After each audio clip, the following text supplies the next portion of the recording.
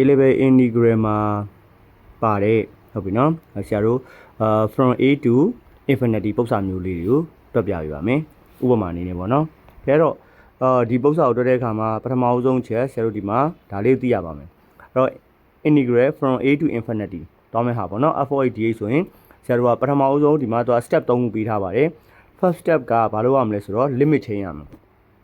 limit b tend to infinity ဆိုပြီးပြောင်းမယ် infinity နေရာမှာ b လေးစားသွင်းပါမယ်ဟုတ်ပြီနော်အဲ့တော့ b substitute in infinity step 2ကကြတော့ integral လုပ်ရမယ် integral လုပ်တာတော့ပုံမှန်တိုင်း Euler လေး integral လုပ်မယ်လုပ်ပြီးသွားပြီဆိုမှဆရာတို့က definite integral ဖြစ်တဲ့အတွက်ကြောင့်မလို့ upper limit minus lower limit အစားသွင်းမယ်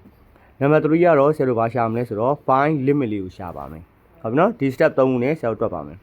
အဲ့တော့ပထမအိမ်မှာ example 1လေးပေါ့ example 1လေးမှာဆရာတို့မေးခွန်းလေးကိုအရင်ရေးလိုက်မယ် integral from 1 to infinity e power minus 2h dh equal to အဲ့တော့ပထမဦးဆုံးတစ်ခုမှာဘာပြောင်းမလဲဆိုတော့ limit chain လို့ရေးထားပါတယ်အဲ့တော့ limit ပြောင်းပါမယ်အဲ့တော့ limit ပြောင်းမယ်ဆိုတော့ဆရာတို့ပထမဦးဆုံး limit လေးခေါ်ပါမယ်အဲ့တော့ limit b tend to infinity ပါเนาะ b tend to infinity ပြီးတော့ integral from 1 to b ဖြစ်သွားပါမယ် e power minus 2s ds ဖြစ်ပါမယ်အဲ့တော့ equal to နောက်တစ်ခုကကြတော့ဆရာတို့ limit ကတော့ limit အတိုင်းပြန်ရေးပါမယ် limit b tend to infinity ပါအဲ့တော့ infinity နေရာမှာ b လေးစားသွင်းလိုက်တာပါကဲဟုတ်ပြီအဲ့ဒါလေးပြီးသွားတဲ့အခါမှာဆရာတို့တွေကဘယ်လိုဆက်သွားမလဲဆိုတော့ integral လုပ်ပါမယ် e power minus 2h ကို integral လုပ်မယ်အဲ့ဆို integral e power ah plus b dh ပေါ့နော်ဒါဆိုရင်ဆရာတို့ 1/a ပြီးတော့ရင် e power ah plus b ပြီးတော့ plus c ဆိုပြီးတော့ရပါမယ်ကဲအဲ့တော့ဒီ function တင်နည်းလေးကိုအစားသွင်းမယ်ပေါ့နော်တော့ plus c ကတော့ arbitrary constant ကဆရာတို့က definite မှာမပါပါဘူးနော်ကဲတော့နေတော့ဝင်လေးခက်လိုက်မယ်ခက်ပြီးသွားပြီဆိုရင် 1/-2 ဟုတ်ပြီနော်အဲ့တော့ 1/a ဆိုတော့ 1/-2 e power minus 2s ရပါမယ်ပြီးတော့ရင်ဆရာတို့ limit က from 1 to b ပါကဲဟုတ်ပြီအဲ့တော့ upper limit က b ဖြစ်ပြီးတော့ lower limit က 1 ဖြစ်ပါမယ်ဒါဆိုရင်ဆရာတို့က limit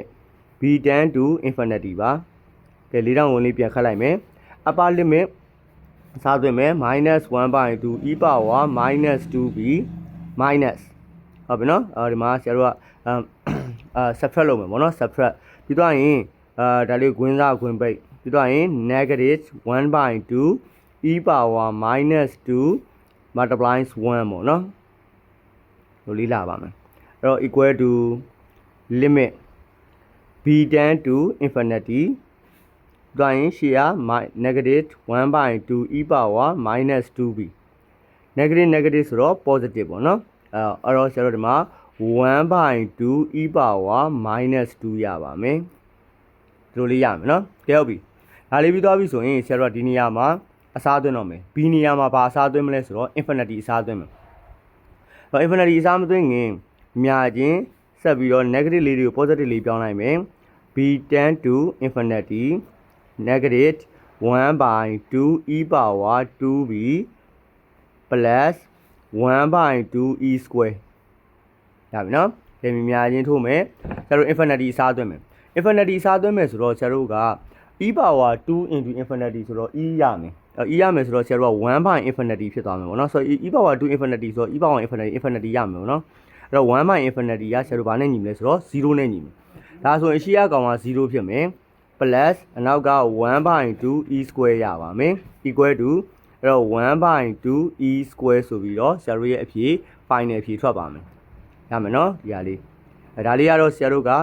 from 1 to infinity ကနေသွားတဲ့ပုံစံမျိုးလေးပါကဲတော့try yourself ပေါ့နော်ကိုယ့်ဘက်ကိုတွက်ကြည့်မယ်အဲ့တော့ကိုယ့်ဘက်ကိုတွက်ကြည့်မယ်try yourself က number 2ကဆရာတို့မှာ evaluate integral from 1 to infinity 1/s ds ပါဒါလေးကိုတွက်ကြည့်နော်